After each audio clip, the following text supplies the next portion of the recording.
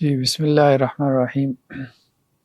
صحیح بخاری کا ہم مطالعہ کر رہے تھے، کتاب الاعتصام بالکتاب والسنہ، کتاب و سنت کو مضبوطی سے تھامنے کا بیان۔ تو ابھی جو کچھ چیپٹرز آ رہے ہیں اس میں قیاس کی مذمت، رائے کی مذمت اور قیاس میں تکلف کی مذمت، یہ تمثیل کی مذمت، ایسی چیزیں ہمیں ملیں گی۔ تو اس میں امام بخاری کے جو اصولی موقف ہے وہ ہم سمجھنے کی کوشش کریں گے۔ باب ما کان النبی یسأل مما لم ینزل علیہ الوحی، کہ اللہ کے نبی صلی اللہ علیہ وسلم سے جب کوئی سوال کیا جاتا تھا جس کے بارے میں ابھی وحی نازل نہیں ہوتی تھی، مطلب کسی مسئلے میں سوال کیا گیا، اب اس بارے میں ابھی تک کوئی وحی نازل نہیں ہوئی، فیقول لا ادری، تو آپ علیہ السلام کیا کہتے تھے؟ میں نہیں جانتا۔ او لم یجب، یا آپ جواب نہیں دیتے تھے، حتی ینزل علیہ الوحی، یہاں تک کہ آپ کے اوپر وحی نازل نہ ہو جاتی، ٹھیک ہے۔ ولم یقل برأی ولا بقیاس، اور آپ علیہ السلام نے کبھی بھی رائے سے یا قیاس سے کوئی فتویٰ نہیں دیا۔ لقولی تعالی بما اراک اللہ، کیونکہ اللہ تعالیٰ نے قرآن میں کیا کہا ہے کہ اس کے ساتھ جو اللہ نے آپ کو سجھا دیا۔ یہ آیت ہے قرآن مجید کی، انا انزلنا الیک الکتاب بالحق، بے شک ہم نے نازل کی کتاب آپ کی طرف حق کے ساتھ، لتحکم بین الناس، تاکہ آپ لوگوں کے مابین فیصلہ فرمائیں، بما اراک اللہ، اس کے مطابق جو اللہ نے آپ کو سجھا دیا، جو اللہ نے آپ کو دکھا دیا، ٹھیک ہے۔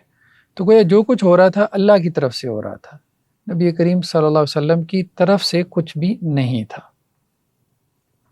یعنی وہی تھا، کہنے کا مقصد یہ ہے۔ وقال ابن مسعود، اور عبداللہ ابن مسعود رضی اللہ عنہ نے کہا، سئل النبی عن الروح، آپ علیہ السلام سے سوال کیا گیا روح کے بارے میں، فسکت، تو آپ خاموش رہے، حتی نازلت الآیہ، یہاں تک کہ آیت نازل ہوئی۔ گویا کہ امام بخاری یہ مقدمہ قائم کر رہے ہیں کہ اللہ کے نبی صلی اللہ علیہ وسلم جو ہے وہ وحی سے جواب دیتے تھے، قیاس سے جواب نہیں دیتے تھے، رائے سے جواب نہیں دیتے تھے۔ تو گویا اہل الرائے کے ساتھ ان کے اختلافات بھی ہیں، تو ان کے اصولی موقف کا رد کر رہے ہیں۔ اچھا، ہمارے ہاں جو شارحین ہیں، چونکہ بعد میں یہ ساری قیاس کے قائل ہو گئے سوائے ابن حزم کے، تو ابن حجر وغیرہ یہ سارے یہ کہتے ہیں کہ جی، ایون کہ یہ اہل حدیث بھی جو شارحین ہیں یہ سارے بھی یہ کہتے ہیں کہ امام بخاری اس کے قائل ہیں کہ قیاس میں تکلف نہیں ہونا چاہیے، یا مذموم رائے کی ممانعت کے قائل ہیں، حالانکہ ایسی بات نہیں ہے۔ وہ مطلقاً جو ہے وہ قیاس کے یا رائے کی مذمت کر رہے ہیں۔ انداز ان کا اپنا مختلف ہے، وہ مختلف ابھی جو چیپٹرز ہیں نا ان کے عناوین سے ہمارے سامنے آئے گا، ٹھیک ہے، کہ دین سے استدلال اور استنباط کیسے ہوگا، ایون کہ وہ روایات جن کو قیاس کے حق میں پیش کیا گیا کہ ان سے قیاس ثابت ہوتا ہے، ٹھیک ہے، جیسے وہ ایک عورت نے کہا تھا کہ حج کی فرضیت کے حوالے سے، تو ان روایات کو بھی امام بخاری لے کر آئے ہیں اور ان سے اپنا ایک استدلال کیا۔ تو یہاں پہ یہ بات یہی کہہ رہے ہیں، وَلَمْ يَقُلْ بِرَأْيٍ وَلَا بِقِيَاسٍ، اللہ کے نبی صلی اللہ علیہ وسلم نے رائے یا قیاس سے بات نہیں کی، یعنی جب آپ سے سوال ہوا، اگر آپ کے پاس وحی نہیں تھی تو آپ خاموش رہے اور آپ نے وحی کا انتظار کیا، وحی آ گئی تو وحی سے جواب دیا، ٹھیک ہے۔ تو یہ بات وہ کر رہے ہیں، جیسا کہ انہوں نے آگے مثال بیان کر دی کہ آپ سے روح کے بارے میں جب سوال ہوا تو آپ نے کوئی قیاس نہیں کیا، کوئی اپنی رائے بیان نہیں کی، خاموشی اختیار کی۔ تو اس کا مطلب یہ ہے کہ قیاس اور رائے سے آپ جواب نہیں دے سکتے، یہی بات۔ لیکن اس میں ایک چیز ہے نا، آپ صلی اللہ علیہ وسلم کا جو وہ سارا پیراڈائم ہے اس میں تو یہ ہے کہ اگر کوئی سوال ہوا ہے تو اس کے بارے میں وہی اترنے کا امکان یا امید ہے۔ ہمارے کیس میں تو ایسا نہیں ہے، ایسا ہم تو نہیں، وہی کریں گے۔ اس کو آگے جواب دیتے ہیں، اس کو آگے جواب دیتے ہیں، امام بخاری نے اس کا جواب دیا، ٹھیک ہے۔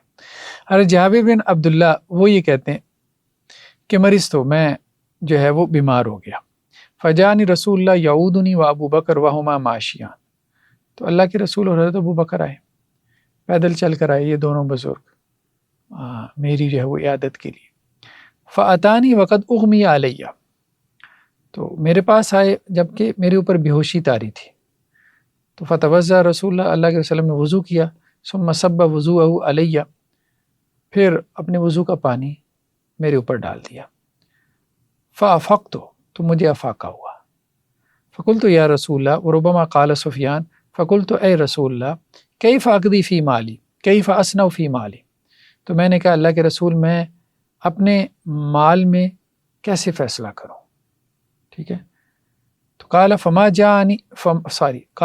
اجابنی بشیء حتی نزلت آیت المیراث، تو آپ علیہ السلام نے کوئی جواب نہیں دیا یہاں تک کہ میراث کی آیات نازل ہوئی۔ اب آپ سمجھ، یعنی استدلال وہ یہ کر رہے ہیں امام بخاری کہ آپ علیہ السلام سے جب سوال پوچھا جاتا تو آپ وحی کا انتظار کرتے، اپنی رائے سے جو ہے وہ جواب نہیں دیتے۔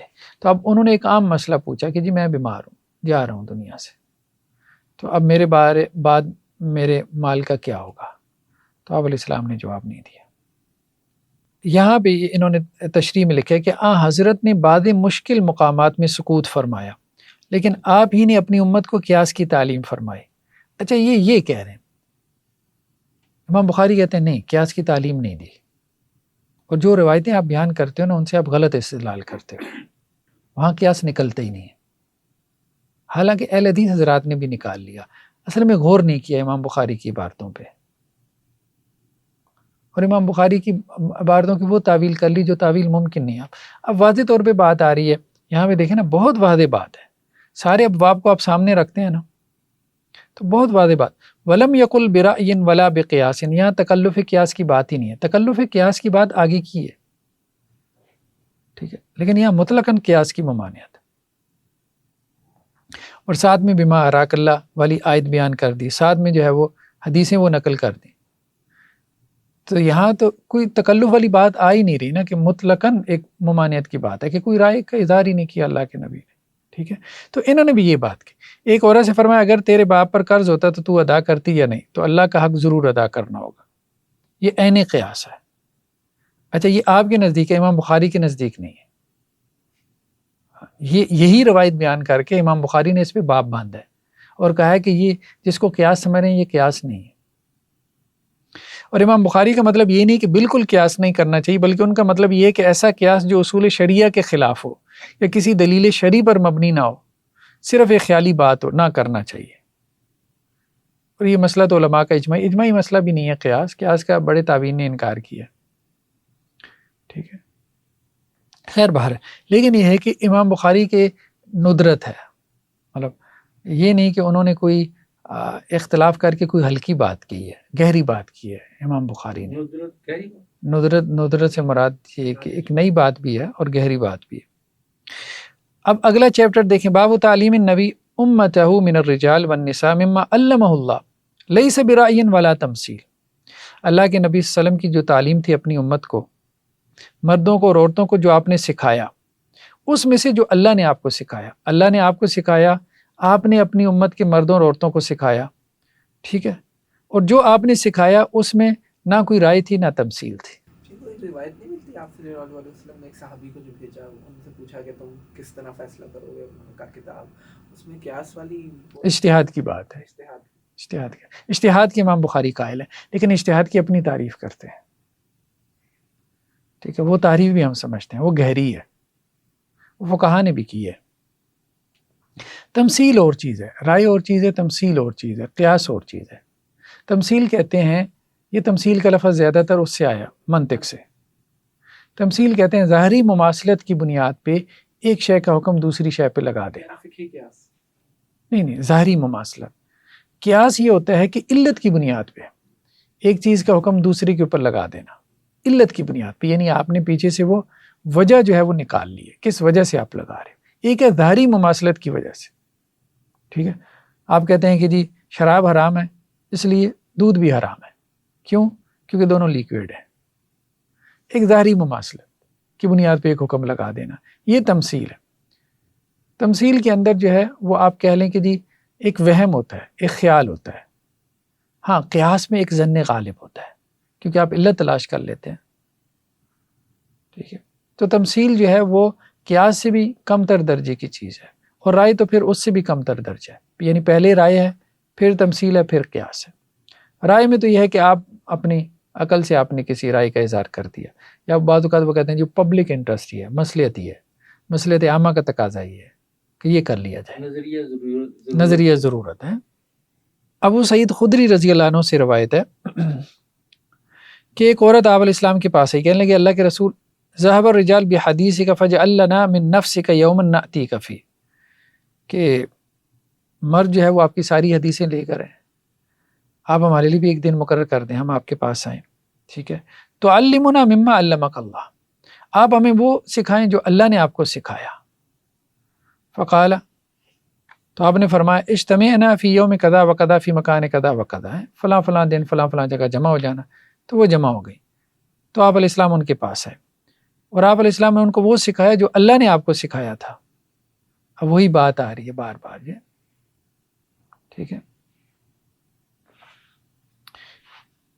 ثم قال ما منکن امرأۃ تقدم بین یدیها من ولدها ثلاثہ الا کان لها حجابا من النار، کہ تم میں سے کوئی عورت، وہ دیکھیں نا، وہ آیت بھی دیکھیں نا، آیت میں بھی کیا ہے کہ انا انزلنا الیک الکتاب بالحق لتحکم بین الناس بما اراک اللہ۔ اب یہ بما اراک اللہ کی بھی تفصیل کر رہے ہیں۔ امام بخاری نے یہ آیت بیان کی تھی نا کہ بما اراک اللہ سے مراد کیا ہے، جو اللہ نے آپ کو سکھا دیا تو وہ آپ سکھائیں۔ تو اللہ نے آپ کو کیسے سکھایا ویسی آپ ہمیں سکھائیں، ٹھیک ہے؟ تو گویا منہج کی بھی تعلیم ہو رہی ہے، امام بخاری یہ کہہ رہے ہیں۔ تو اللہ کے نبی صلی اللہ علیہ وسلم نے جب ان کو خطبہ دیا عورتوں کو، تو یہ بات کہی کہ تم میں سے کوئی عورت جو ہے تقدم بین یدیہا من ولدہا ثلاثہ، اگر اس کے 3 بچے جو ہے وہ اس سے پہلے فوت ہو جائیں تو وہ اس کے لیے جہنم سے یا جہنم کی آگ سے جو ہے وہ حجاب بن جائیں گے، اسے جہنم کی آگ سے بچا لیں گے اگر کسی خاتون کے 3 بچے فوت ہو گئے۔ فقالت امرأۃ منہن یا رسول اللہ واثنین، تو ایک عورت نے ان میں سے کہا اے اللہ کے رسول اور 2۔ قال فعادتها مرتين، تو اس خاتون نے 2 مرتبہ یہ کلمات دہرائے۔ تو پھر آپ علیہ السلام نے فرمایا واثنین واثنین واثنین، ہاں 2 بھی 2 بھی 2 بھی، 2 کا بھی یہی درجہ ہے۔ اب اصل میں امام بخاری یہ کہہ رہے ہیں کہ یہ بما اراک اللہ میں ہے، آپ علیہ السلام نے اپنی رائے سے واثنین نہیں کہا، کہ اس خاتون نے کہا کہ جی اگر 2 ہوں تو پھر بھی جہنم سے جو ہے وہ نجات ہو جائے گی، تو آپ علیہ السلام نے کہہ دیا ہاں بھائی 2 بھی ہوں، نہیں، بما اراک اللہ، اللہ تعالیٰ نے آپ کو بتلایا تو آپ نے کہا، کیونکہ جہنم سے کس کو آزادی ملے گی یہ طے کرنا اللہ کا فیصلہ ہے۔ تو آج کے دور میں اس پہ قیاس کیا جائے جس کا ایک لازمی سی، ہاں وہ یہی کہتے ہیں قیاس نہیں ہو سکتا نا، ہاں قیاس نہیں ہو سکتا، یہی تو کہہ رہے ہیں، کیونکہ یہ رائے سے اور قیاس سے تھا نہیں، یہی تو وہ کہہ رہے ہیں، یہ بما اراک اللہ تھا، اللہ نے آپ کو یہ دکھا دیا، یعنی جب آپ سے سوال ہوا تو اللہ نے فوراً آپ کو دکھا دیا کہ 2 بھی، آپ کو جنت جہنم دکھا دی جاتی تھی، ٹھیک ہے، کہ 2 کا عدد بھی درست ہے، وہی کی مختلف صورتیں تھیں نا، اللہ نے جو آپ کو سجھا دیا تو اس لیے آپ نے وہی سے جواب دیا، یہ 2 کا جواب وہی سے ہے۔ باقی ایک والا آپ کہیں کہ جی امید رکھے، ہاں امید رکھ لے، وہ بات ٹھیک ہے، وہ کہا جا سکتا ہے کہ ایک والا امید رکھے، امید سے تو مطلب اس کا تو کوئی حدود نہیں ہے نا۔ باب قول النبی لا تزال طائفة من امتی ظاہرین علی الحق یقاتلون وهم اہل العلم، یہ بھی بہت اہم بات ہے، اس حدیث کا عام طور پہ ترجمہ کیا جاتا ہے کہ یہ مجاہد ہے، امام بخاری کہتے ہیں کہ نہیں یہ مجاہد نہیں، یہ علماء ہے، اور خاص طور پہ اپنا طبقہ مراد لیتے ہیں اہل الحدیث کا، ٹھیک ہے۔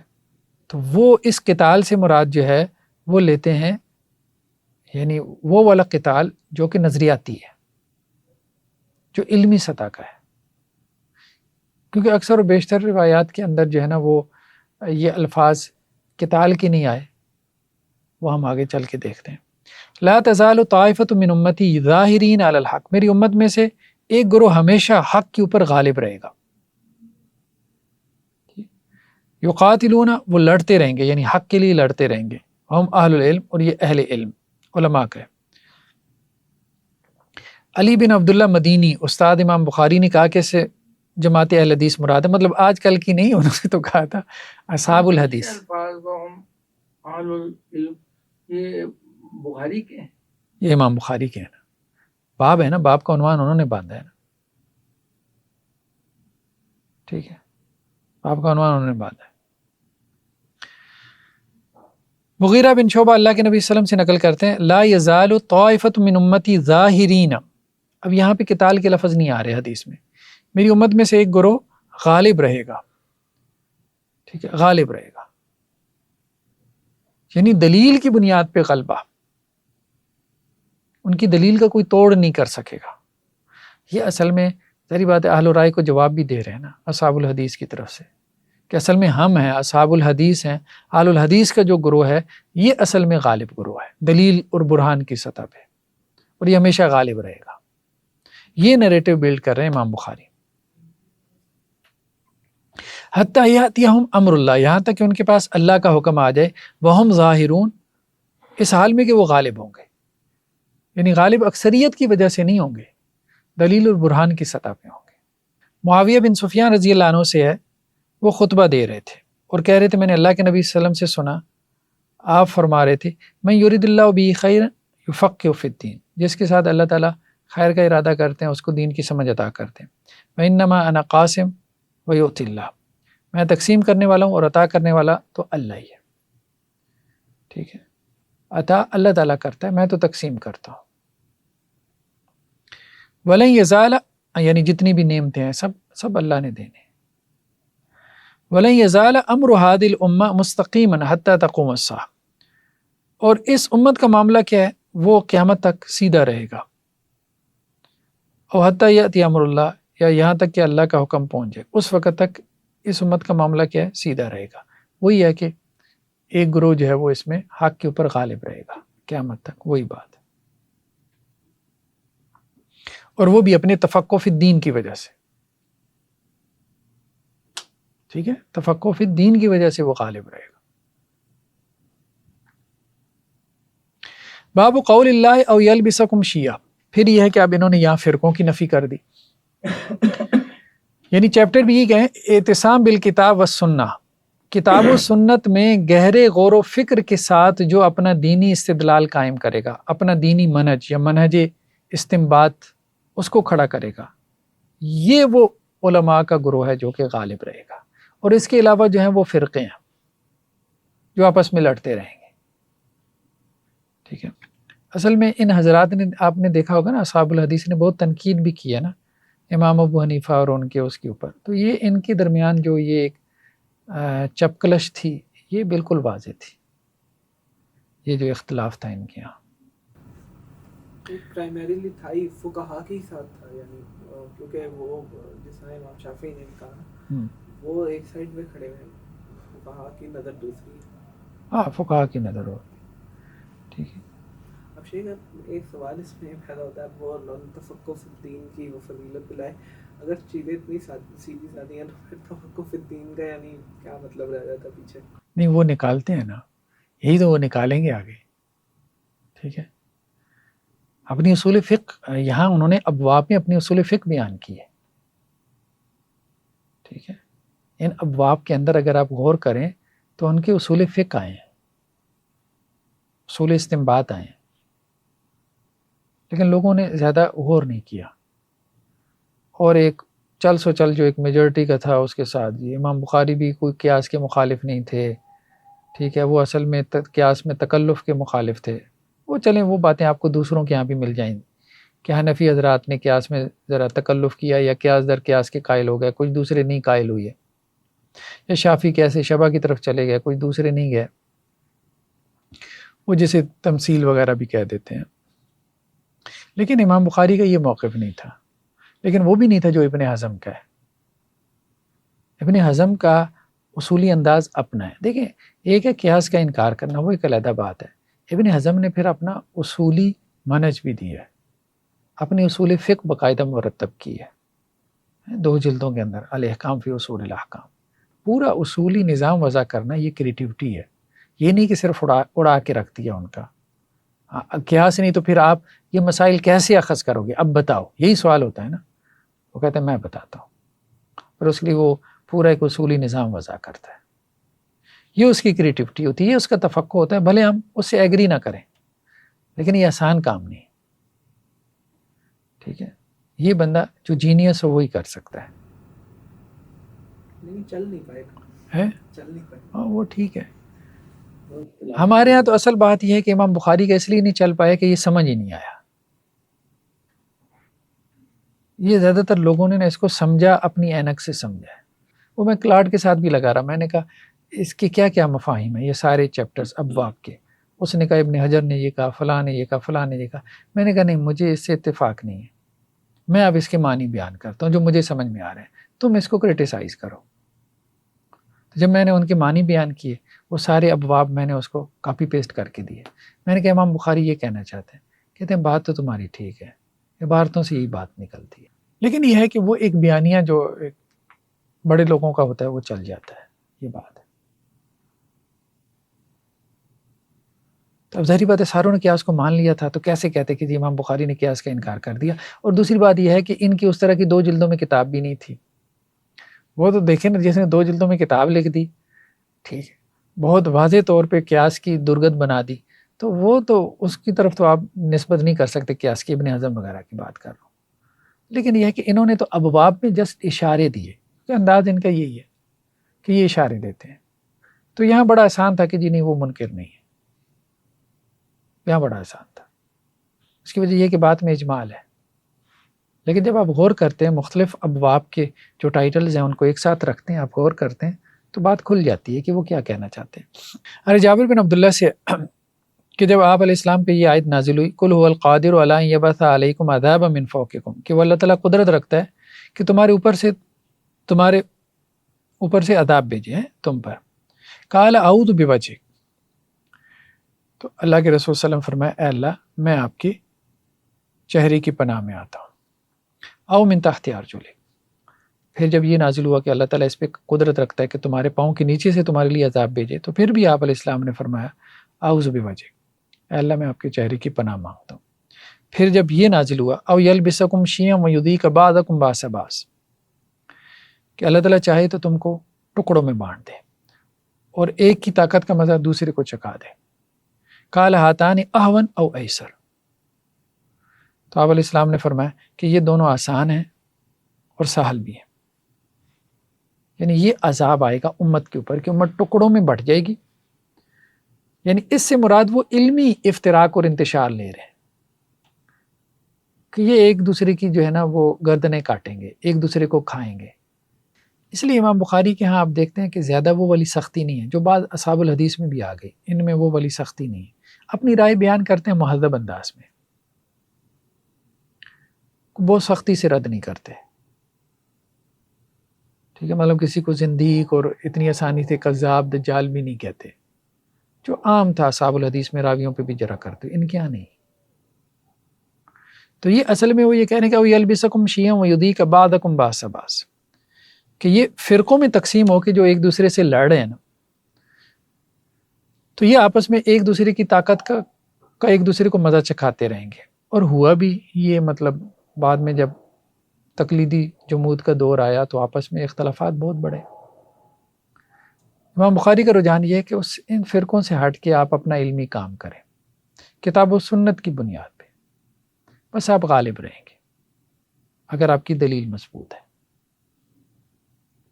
ہاں یہ بات آ گئی اب یہاں کہ اصل میں امام بخاری کے ہاں اصل تصور ہے کیا.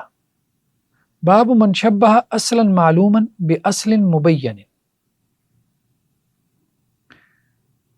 اس چیز کا چیپٹر کہ جس نے تشبیہ دی اصل معلوم کو اصل مبین کے ساتھ. قد بین اللہ حکمہما، جبکہ اللہ نے دونوں کا حکم واضح کر دیا تھا. لیفہم السائل، تشبیہ دینے والے نے کیا کیا؟ صرف یہ کہ تشبیہ دے کے سائل سمجھ جائے. حکم جو ہے اصل معلوم کا اور اصل، دیکھیں قیاس کے اندر ایک فرع ہے ایک اصل ہے. قیاس کا آپ کا سارا نقطہ نظر فرع اور اصل کے اوپر گھوم رہا ہے. اصل کا حکم دین کے اندر موجود ہے، فرع کا حکم دین میں نہیں ہے. تو آپ اصل کا جو حکم ہے اس کی علت نکال کے اس کا حکم فرع میں ٹرانسفر کر دیتے ہو. امام بخاری، اب آپ اس کو امام بخاری کا تصور قیاس میں نے وہ اس سے یہی کہا سے میں نے کہا اس کو امام بخاری کا تصور قیاس کہہ سکتے ہیں؟ کہتے ہیں یار قیاس تو فرع کے تصور کے بغیر ممکن ہی نہیں ہوتا. تو یہ تو دونوں کو اصل کہہ رہے ہیں. تو کہنے کو تو آپ چلو اس کو کہہ لو کہ ان کا تصور قیاس ہے. پہلا نقطہ جہاں سے امام بخاری نے اختلاف کیا، کوئی فرع نہیں ہے، دونوں اصل ہیں، کوئی فرع نہیں ہے، دین میں کوئی فرع نہیں. ٹھیک ہے، فرع اسی کو کہتے ہیں نا کہ جس کا حکم دین میں نامعلوم ہے. تو وہ کہتے ہیں کوئی فرع ہے ہی نہیں جس کا حکم دین میں نامعلوم ہو. دو اصل ہیں، ایک اصل معلوم ہے، دوسری اصل مبین ہے. یعنی اصل اس کو کہتے ہیں نا جس کا حکم دین میں معلوم، واضح ہو، موجود ہو، اس کو اصل کہتے ہیں نا. فرع اس کو کہتے ہیں جس کا حکم دین میں موجود نہیں. تو اب وہ کہہ رہے ہیں کہ ایک اصل معلوم ہے، ایک اصل مبین ہے. قد بین اللہ حکمہما، اللہ نے دونوں کا حکم واضح کر دیا، اصل معلوم کا بھی. اچھا، اب تشبیہ کیوں دی ہے تشبیہ دینے والے نے؟ من شبہ، تشبیہ اس لیے دی ہے لیفہم السائل، سائل سمجھے. اب وہ بعد میں وہ روایتیں لے کر آئے ہیں. اب یہاں پہ انہوں نے خیر یہ بات کہی ہے، باب کی دونوں احادیث سے قیاس کا جواز نکلتا ہے. حالانکہ قیاس کی مخالفت امام بخاری باب باندھ کے قیاس کی مخالفت کر رہے ہیں. قیاس کا جواز کہاں سے نکال رہے ہیں؟ یہ بات ہے کہ ہمارے اہل حدیث علماء نے بھی نہیں سمجھا امام بخاری کی بات کو. وہ کسی کو قیاس.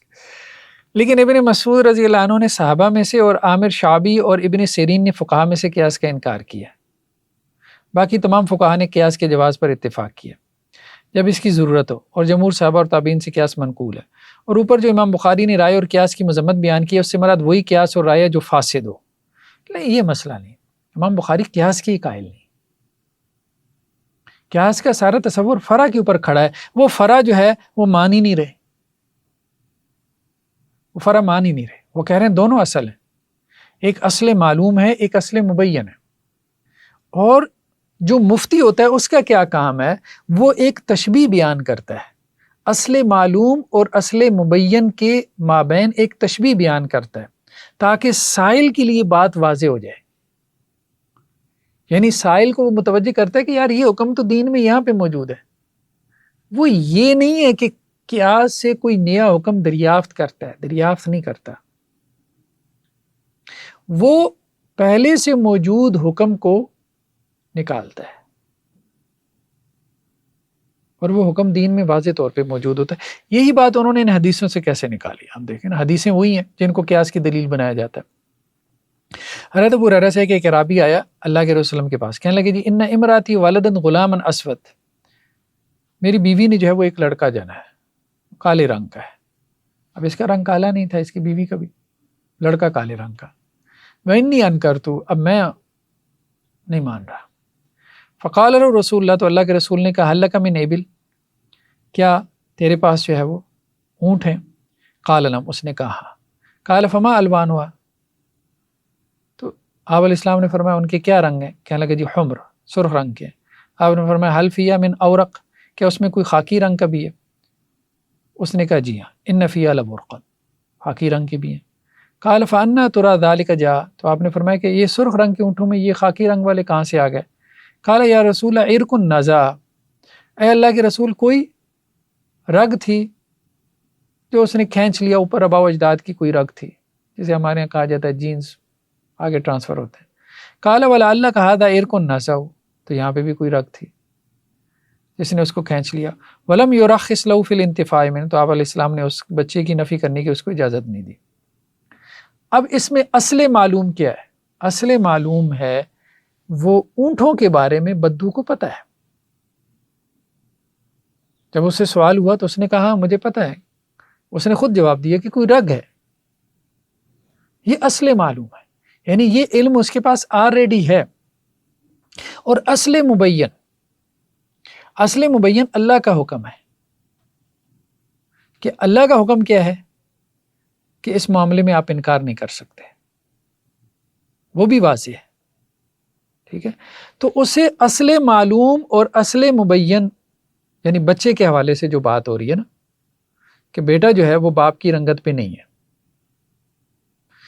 تو اونٹ کا بچہ اپنے باپ کی رنگت پہ نہیں ہے، اس کو تو وہ قبول کرتا ہے، تو بچہ جو ہے وہ اپنے باپ کی رنگت پہ نہیں ہے، اس کو وہ قبول نہیں کر رہا، یہ اصل مبین ہے۔ یہ بھی دین میں واضح ہے کہ اسے اس کو قبول کرنا ہے، کیوں؟ کیونکہ یہ اس کے بستر پہ پیدا ہوا ہے، جیسے اونٹ کا بچہ جو ہے، ٹھیک ہے، اس کے باڑے میں پیدا ہوا ہے، اسی طرح اس کا بچہ اس کی بیوی کے بستر پہ پیدا ہوا ہے، تو اسے قبول کرنا ہے کہ یہ اس کا ہے، ٹھیک ہے۔ تو وہ حکم جو ہے وہ اس کو سمجھ میں نہیں آ رہا تھا، تو تشبیہ اس لیے دی گئی، اصل معلوم کو اصل مبین کے ساتھ تشبیہ اس لیے دی گئی تاکہ اصل مبین کا حکم اس کو واضح ہو جائے اصل معلوم کے ذریعے سے۔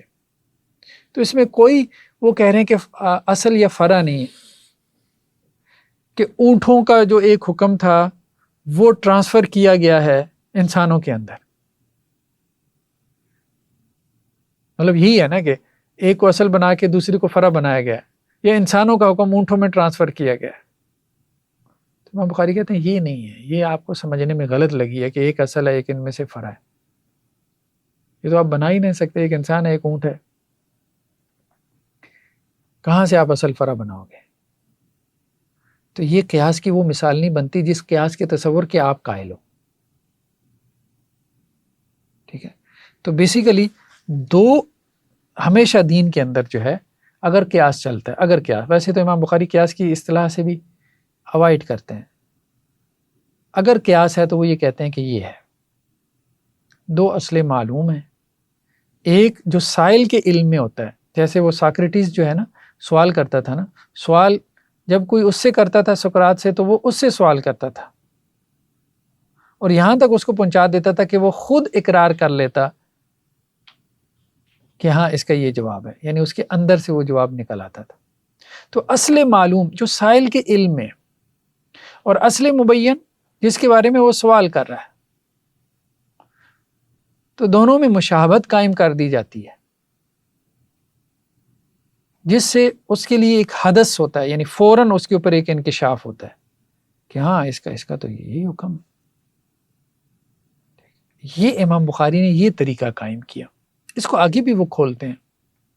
اس میں یہ کہا جا سکتا ہے کہ جو اصولیین ہیں اور امام بخاری ان کے درمیان میں یہ جو ہے وہ اختلاف لفظی ہے کہ وہ امام بخاری اس کو اصل سمجھ لیں، باقیوں نے اس کو فرع سمجھا، اور امام بخاری نہیں وہ علت کے قائل ہی نہیں ہے نا، تشبیہ علت نہیں ہے، نہیں وہ جو کامن چیز سے نکال رہے ہیں نا، امام بخاری جو ہے وہ کامن چیز سے نکال رہے ہیں دونوں ایونٹس میں، کہ ایک وہ جو اس کے ہم بچہ پیدا ہوا اور ایک جو اونٹوں کے، نہیں کامن چیز کچھ بھی نہیں نکالی، اور پھر علت میں 9 طریقے اس کے نکالنے کے، ان ساری چیزوں کے قائل نہیں ہے، وہ تصور علت کی قائل نہیں،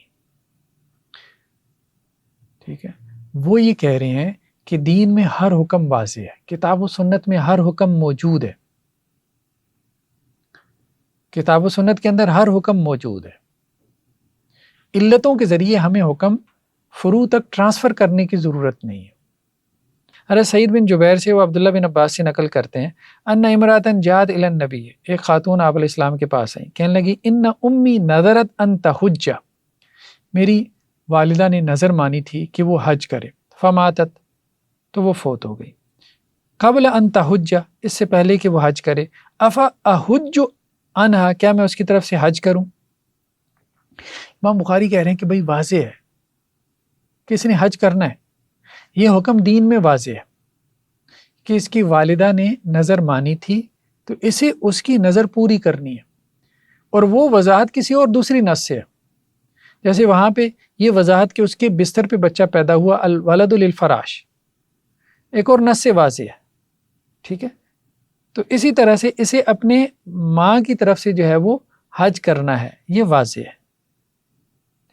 ہاں اب مسئلہ یہ ہے کہ اسے یہ بات سمجھ میں نہیں آ رہی، تو اسے ایک مثال بیان کی گئی جو مثال اس کو سمجھ آئی ہوئی ہے.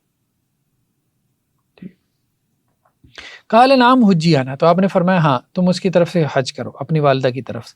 ارأیت لو کان علی امک دین، دیکھو اگر تمہاری ماں کے اوپر کوئی قرض ہوتا، اکنت قاضیتہ، کیا تم اس قرض کو ادا کرتی؟ اب تم یہ تو نہیں کہہ سکتی کہ میری ماں کے اوپر قرض تھا، کیا ادا کرتی؟ ٹھیک ہے. قالت نعم، اس نے کہا ہاں. تو یہ ہے اصل معلوم، یعنی جیسے اس بدو کو بھی معلوم ہے کہ میرے جو ہے وہ اونٹ کا بچہ اگر کسی اور کلر کا آ گیا تو اس کی یہ وجہ ہے، اس کو معلوم ہے، وہ اس کی پریکٹس ہے، اس کا مشاہدہ ہے، وہ اس کی فیلڈ ہے. اسی طرح اس خاتون کو بھی یہ پتہ ہے، وہ کہہ رہی ہے نام، ہاں میری ماں کے اوپر قرض ہوتا تو مجھے ادا کرنا پڑتا. ٹھیک ہے. تو آپ نے مشابہت دے دی. دین میں بھی حکم یہی تھا کہ اس نے حج ادا کرنا ہے، دین میں بھی حکم یہی تھا، لیکن اس کو سمجھ نہیں آ رہا تھا. یہ انہوں نے قال فقد الذی لہ فإن اللہ احق بالوفاء، تو آپ نے فرمایا کہ وہ اس کو ادا کرو کیونکہ اللہ کا قرض زیادہ اس بات کا حقدار ہے کہ تم اس کو ادا کرو. اب دیکھیں نا اس میں دوبارہ اس کو، من شبہ اصلا معلوما باصل مبین قد بین اللہ حکمہما لیفہم السائل، اللہ نے دونوں کا حکم واضح کر دیا، اصل معلوم کا بھی اصل مبین کا بھی. اصل معلوم کا حکم سائل کو آلریڈی پتہ ہے جس کے ساتھ اس کو مشابہت دی جا رہی ہے، اور اصل مبین کا حکم بھی اللہ نے واضح کر دیا. تشبیہ دینے والے نے تشبیہ اس لیے دی لیفہم السائل، کہ سائل سمجھ جائے. سائل کے اوپر اصل میں الجھن پیدا ہوئی ہے اصل مبین کے حوالے سے، اس کے اوپر اصل مبین کا حکم واضح نہیں ہے، تو صرف تشبیہ قائم کی گئی دونوں کے اندر. ٹھیک ہے، ایک ظاہری تشبیہ کہ تم اس کو اس سے مختلف کیوں سمجھ رہے ہو، یہ بتاؤ. تو اس نے کہا نہیں، میں اس کو اس سے مختلف نہیں سمجھتا. اس کو بات سمجھ میں آ گئی. ٹھیک ہے. نیکسٹ یہاں تک یہ بات آئی نا اس کی اجتہاد کی. باب ما جاء فی اجتہاد القضاء بما انزل اللہ. اجتہاد کے امام بخاری قائل ہے اجتہاد میں اور قیاس میں فرق ہے. اجتہاد میں علت وغیرہ کا چکر نہیں ہے. اگرچہ کچھ لوگوں نے اجتہاد کی 3 قسمیں بنا لی، تو انہوں نے یہ بات کہی کہ ایک اجتہاد وہ ہے جو قیاس کے ساتھ ہو، ایک وہ ہے جو مصلحت عامہ کے ساتھ ہو، ٹھیک ہے، ایک وہ ہے جو قواعد عامہ کے ساتھ ہو. اس طرح سے 3 جو ہے نا وہ قسمیں بھی بنا لی گئیں. خیر بہرحال، لیکن یہ ہے کہ عموماً قیاس میں اور اجتہاد میں فرق کیا جاتا ہے. امام شافعی نے اگرچہ نہیں فرق کیا، الرسالہ کے اندر یہی کہا قیاس ہو الاجتہاد. ٹھیک ہے، لیکن قیاس تو یہ ہے کہ اس میں 4 کانسیپٹ ہیں نا آپ کے، ایک اصل ہے، ایک فرع ہے، اور ایک علت ہے، اور ایک حکم ہے. ٹھیک ہے، ان کے اوپر. اجتہاد تو بیسیکلی کہتے ہیں کہ کتاب و سنت کی نصوص میں غور و فکر کرنا، یعنی کتاب و سنت کی نصوص کی جو وسعتیں ہیں، جو اس کی گہرائیاں ہیں. 2 چیزیں، نص جو ہے نا، جو لفظ ہے، لفظ کی وسعت، ٹھیک ہے، اور پھر اس کی جو گہرائی ہے، اس کے اندر غور و فکر کرنا، تاکہ اس میں آپ گھوم پھر کے اللہ کا حکم تلاش کریں. یعنی آپ بات سمجھ رہے ہیں. ایک نظریہ یہ ہے کہ اللہ کا جو حکم ہے جو لفظ کے اندر موجود ہے، اس حکم کو آپ نے ٹرانسفر کر دیا کسی اور چیز کے اوپر جس کا حکم موجود نہیں ہے نص میں، جس کو وہ فرع کہہ رہے ہیں. یہ قیاس ہے. اور اجتہاد کیا ہے کہ نص کے اندر ہی اس کا بھی حکم موجود ہے، بس نص میں غور کرو. نص اتنی جامع ہے کہ اس فرع کو بھی شامل ہے، اس کا لفظ، یہ اپنے لفظ کے اعتبار سے اس کے حکم کو بھی شامل ہے. بس اس لفظ کی گہرائی میں اور اس کی وسعت میں غور و فکر کر لو. یہ اجتہاد ہے. ٹھیک ہے، تو اجتہاد کے امام بخاری قائل ہے. باب ما جاء فی اجتہاد القضاء بما انزل اللہ. قاضیوں کا جو اجتہاد اس کے ساتھ جو اللہ نے نازل کی. ومن لم یحکم بما انزل اللہ فاولئک هم الظالمون. جو اللہ کے نازل کردہ کے مطابق فیصلے نہیں کرتے وہی ظالم ہے. اب قاضی بھی جو اجتہاد کرے گا کس کے مطابق کرے گا؟ بما انزل اللہ، جو اللہ نے نازل کیا، اور وہ شریعت ہے، وہ رائے نہیں ہے، وہ قیاس نہیں ہے. اب قاضی جو فیصلہ کرتا ہے، وہ فیصلہ جو اس کا ہے، ایک ہے، دیکھیں، ایک اجتہاد وہ ہے کہ نص کے معنی میں غور و فکر کرنا، ٹھیک ہے، اس کی گہرائیوں میں اور اس کی وسعتوں میں. اور ایک ہے کہ نص کے معنی کو اپلائی کرنا، اس کی تنفیذ کرنا نئے واقعے کے اوپر، ٹھیک ہے. اس کو بھی امام بخاری قاضی کا اجتہاد بنا رہے ہیں کہ یہ قاضی کا اجتہاد ہے. بیسیکلی یہ ہے کہ یہ تنفیذ کا معاملہ ہے، کسی نئے حکم کی دریافت نہیں ہے. آلریڈی جو حکم اللہ کا معلوم ہے، ایک نئے واقعے کے اوپر اس کی تنفیذ کا معاملہ ہے، جس کے لیے حکمت چاہیے اس کو. ومدح النبی صاحب الحکمہ، اللہ کے نبی صلی اللہ علیہ وسلم نے صاحب حکمت کی مدح کی، حین یقضی بہا ویعلمہا، کیونکہ وہ حکمت کے مطابق فیصلے کرتا ہے اور اس کی تعلیم دیتا ہے. ٹھیک ہے، تو حکمت بیسیکلی یہی ہے، نص کو سمجھ کر اس کی صحیح جگہ پہ اپلیکیشن، امپلیمنٹیشن، اس کی تنفیذ، جس کو جو ہے وہ تحقیق المنات کہہ دیتے ہیں اصولیین. ایک تنقیح المنات ہے، تخریج المنات ہے، وہ نہیں، تحقیق المنات. لا يتکلف من قبلہ ومشاورۃ الخلفاء وسؤالہم اہل العلم، اور اس معاملے میں وہ اپنی طرف سے کوئی تکلف نہیں کرتا، اور خلفاء سے مشاورت اور اہل علم سے سوال، یہ بھی حکمت میں شامل ہے.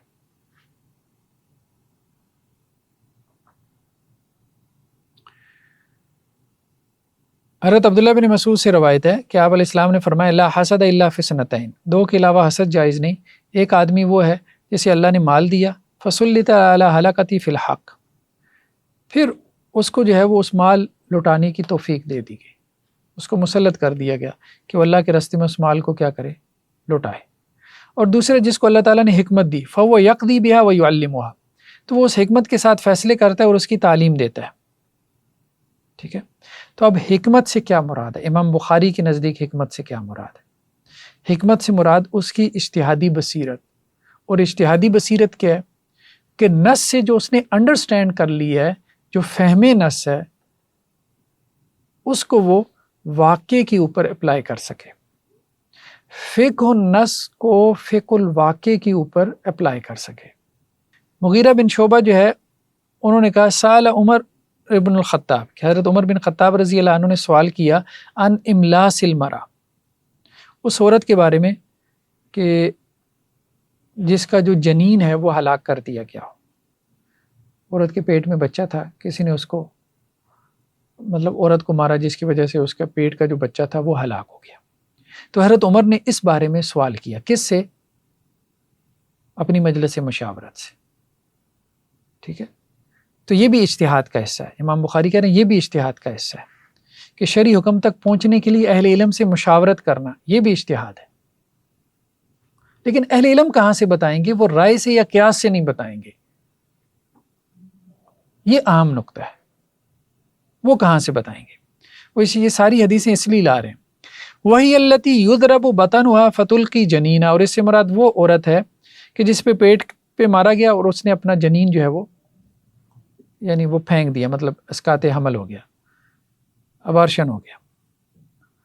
فقال ایکم سمع من النبی فیہ سیئا، تو حضرت عمر نے کہا کہ تم میں سے کس نے اللہ کے نبی صلی اللہ علیہ وسلم سے اس بارے میں کچھ سنا ہے؟ فقلت انا، تو میں نے کہا کہ میں نے. فقال ما ہوا، انہوں نے کہا کیا؟ قلت سمعت النبی صلی اللہ علیہ وسلم یقول فیہ غرۃ عبد او امۃ، کہ آپ علیہ السلام نے فرمایا اس میں ایک جو ہے وہ غلام ہے یا ایک لونڈی ہے. فقال لا تبرح حتى تجیئنی بالمخرج فیما قلت، تو حضرت عمر نے کہا کہ اب آپ یہاں سے جا نہیں سکتے جب تک کہ اس بارے میں کوئی گواہی نہ لے کر آؤ کہ آپ نے اللہ کے رسول سے یہ سنا ہے.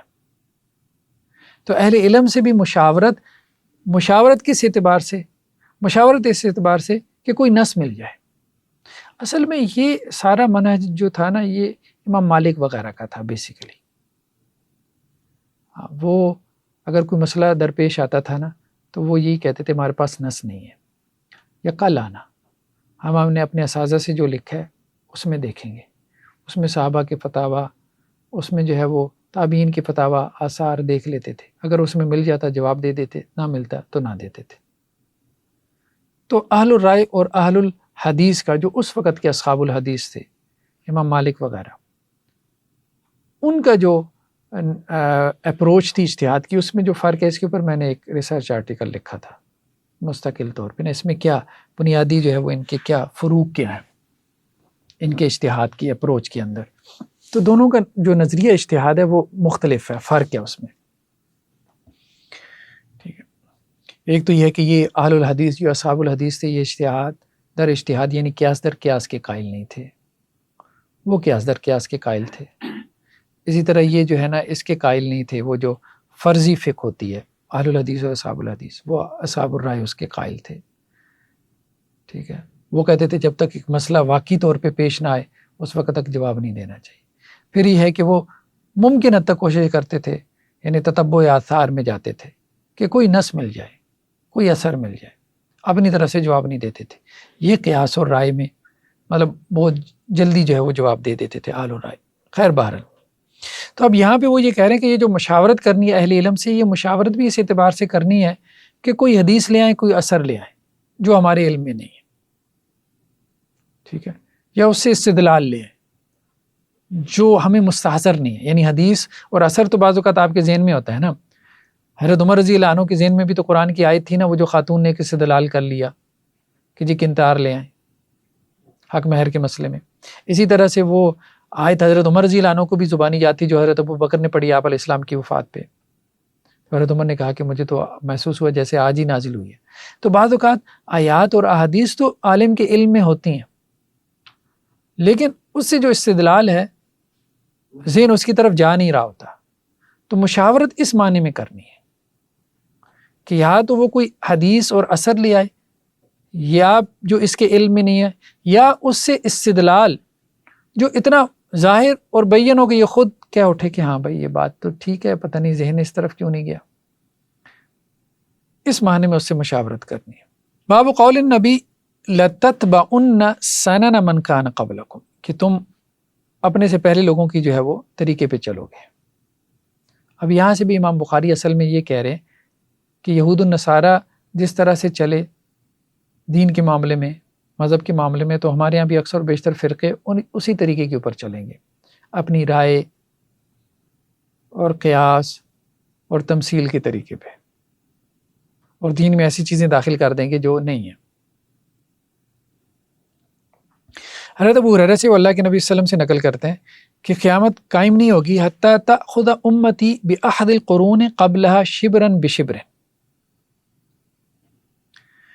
کہ یہاں تک کہ میری امت جو ہے اس طرح پچھلوں کے مطابق ہو جائے، یعنی پچھلی قوموں کے مطابق، جیسے ایک بالشت دوسری بالشت کے برابر اور ایک ہاتھ دوسرے ہاتھ کے برابر ہوتا ہے. فقیل یا رسول اللہ کا فارس والروم، جیسے فارس اور روم کی مثالیں ہیں. فقال ومن الناس الا اولئک، پھر ان کے علاوہ اور کون ہے.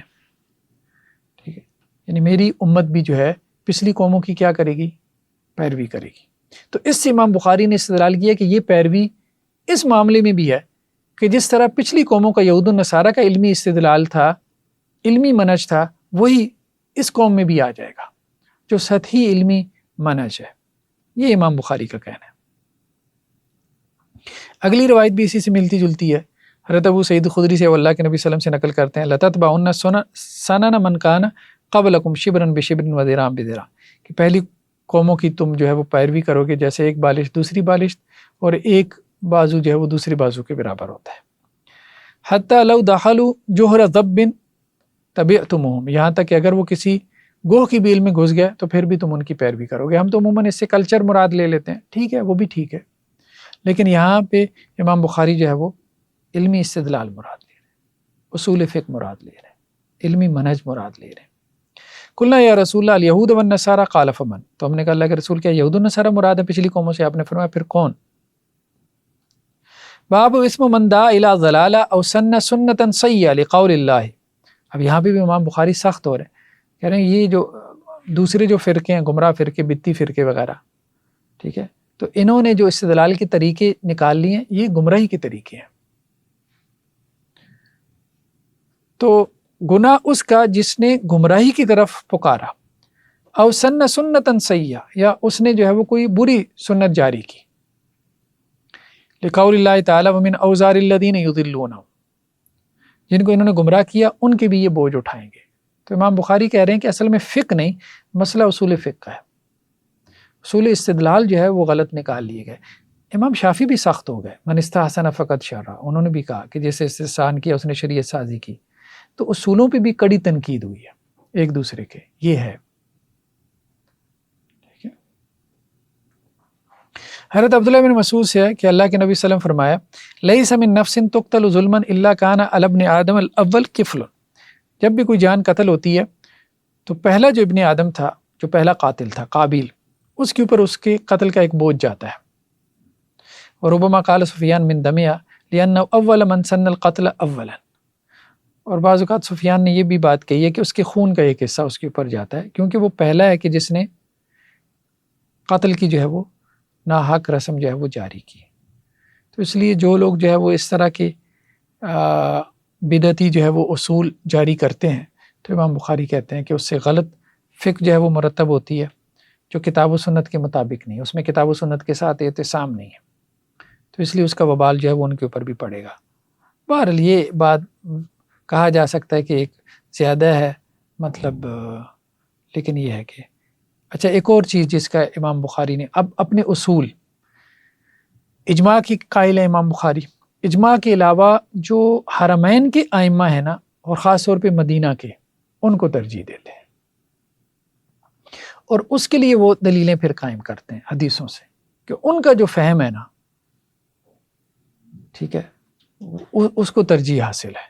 یہ کمزور بنیاد ہے امام بخاری کی، لیکن بہرحال امام بخاری اس کی طرف بہت زیادہ گئے۔ ٹھیک ہے، امام مالک بھی اسی طرح گئے، امام مالک تو گئے ہی گئے، امام بخاری بھی اس طرف گئے۔ تو بیسیکلی یہ امام مالک کی فکر ہے جو آپ کو یہاں نظر آتی ہے امام بخاری کے اندر۔ ٹھیک ہے، وہ بھی زیادہ جو ہے نا وہ قیاس کی طرف نہیں گئے، امام مالک بھی نہیں گئے، بعد میں مالکیہ وغیرہ جو ہے وہ قیاس کی طرف چلے گئے، امام مالک نہیں گئے۔ امام ابو حنیفہ علیہ رحمہ وغیرہ کی طرف تھا قیاس۔ باب ما ذکر النبی وحض علی اتفاق اہل العلم، اللہ کے نبی صلی اللہ علیہ وسلم نے اہل علم کے اتفاق کے اوپر ابھارا ہے کہ اہل علم کا اتفاق ہونا چاہیے، اس کی ترغیب دلائی ہے۔ ومجتمع علیہ الحرمان مکہ والمدینہ، اور یہ بھی کہ جس کے اوپر اہل حرمین کا اجتماع ہو جائے، یعنی مکہ اور مدینہ کے لوگوں کا۔ وما کان بہا من مشاہد النبی، اس کی وجہ یہ ہے کہ حرمین میں جو ہے اللہ کے نبی صلی اللہ علیہ وسلم کے مشاہد ہیں، یعنی مقامات ہیں، تبرکات ہیں، والمہاجرین والانصار، مہاجرین انصار کے تبرکات ہیں، ومصلی النبی، نبی کریم صلی اللہ علیہ وسلم کی نماز پڑھنے کی جگہ، والمنبر والقبر، آپ کا منبر ہے، آپ کی قبر ہے، روزہ ہے، سارا بریلویوں والا، بریلوی اس کو نہیں مانیں گے یعنی استدلال کیا بنایا ہے امام بخاری نے کہ حرمین کی رائے، خاص طور پہ اہل مدینہ کے علماء کی رائے کو ترجیح اس لیے حاصل ہے کہ وہاں پہ اللہ کے نبی صلی اللہ علیہ وسلم کے تبرکات ہیں، آپ علیہ السلام کے جو ہے وہ منبر ہے، قبر ہے، نماز پڑھنے کا مقام ہے، مہاجرین اور انصار کے تبرکات ہیں۔ اس وجہ سے جو ہے وہاں کے لوگ گمراہ نہیں ہو سکتے، باقیوں کے بارے میں گمراہی کا امکان ہے اور زیادہ ہے۔ ٹھیک ہے، تو یہ بنیاد بنائی۔ تو یہاں انہوں نے اس پہ جو ہے وہ لمبا چوڑا جو ہے وہ لکھا ہے، خیر بارہ۔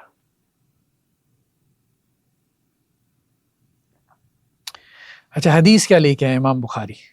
اب دیکھیں نا مطلب استدلال کیسے کرتے ہیں کہ جابر بن عبداللہ سلمی سے ہے کہ ایک بدو آیا، آپ علیہ السلام سے کہنے لگا کہ جی اس نے بیعت کیا اللہ کے نبی صلی اللہ علیہ وسلم سے نا اسلام کے اوپر، پھر اس کو بیماری ہو گئی۔ ٹھیک ہے، یہ اس کا نام قیس بن ابی حازم یا قیس بن حازم انہوں نے کہا ہے، یہ مدینہ میں آیا تھا بدو ہجرت کر کے نا کہ میں مدینہ میں رہوں گا، اس نے بیعت کیا آپ علیہ السلام سے، پھر وہ مدینہ میں بیمار پڑ گیا، اس کو مدینہ کی آب و ہوا راس نہ آئی، تو وہ آپ علیہ السلام کے پاس آیا، کہنے لگے کہ جی آپ میری بیعت واپس کر دیں، مطلب میں نے جو آپ سے بیعت کی تھی تو آپ وہ واپس کر دیں، میں مدینہ میں نہیں رہ سکتا۔ تو آپ علیہ السلام نے انکار کیا، مطلب بیعت واپس کرنے کا مطلب یہ ہے کہ اسلام پہ تو بیعت کر رہا ہے تو تجھے ہم اسلام سے باہر ہم کیوں کریں۔ ٹھیک ہے، پھر وہ آیا، پھر کہنے لگے جی میری بیعت واپس کریں، آپ نے انکار کیا. پھر آیا کہ میری بیعت واپس کریں، آپ نے انکار کیا. تو وہ بدو نکل گیا، خود ہی نکل گیا مدینہ سے. تو آپ علیہ السلام نے فرمایا انما المدینہ کالکیر تنفی خبثھا وینسا طیبھا، کہ مدینہ جو ہے وہ لوہار کی بھٹی کی طرح ہے، میل کچیل اپنا باہر پھینک دیتا ہے اور جو پاکیزہ اور کھرا مال ہے وہ رکھ لیتا ہے.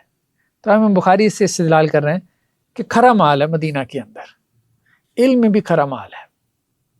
ٹھیک ہے، تو اس لیے اہل مدینہ کا جو استدلال ہے وہ اس کو ترجیح حاصل ہے دوسرے شہروں کے علماء کے استدلال پر. لیکن بہرحال یہ بات کمزور محسوس ہوتی ہے.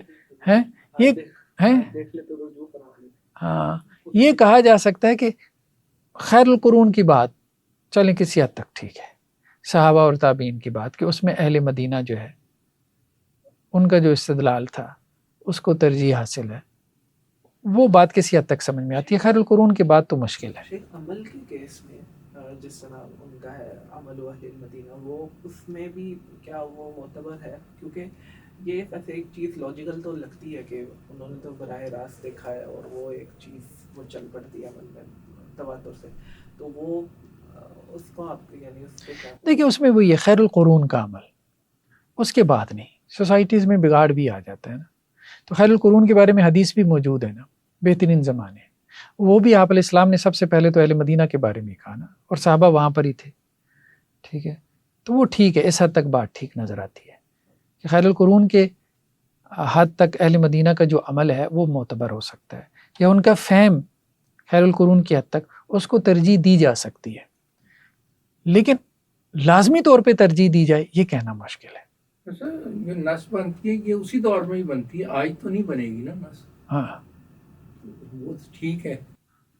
ہاں ٹھیک ہے، امام بخاری کی بھی مراد یہی ہو سکتی ہے کہ خیر القرون، لیکن امام بخاری تو بعد میں امام مالک وغیرہ کو بھی شامل کر لیتے ہیں نا، وہ تو اب بعد میں آئے ہیں نا.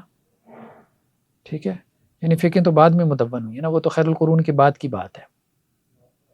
تو امام مالک سے بھی کافی معاملات میں جو ہے وہ خطا ہوئی ہے. ٹھیک ہے، کئی ایک مسائل کے اندر. چلیں بہرحال مزید اس کو آگے پڑھیں گے، دیکھتے ہیں. ابھی تو امام بخاری کی اصول فقہ کھل رہی ہے، انشاءاللہ مزید آگے کھلیں گی وہ چیپٹرز کے عناوین کے ذریعے سے. چلیں جی، سبحانک اللہم و بحمدک نشہد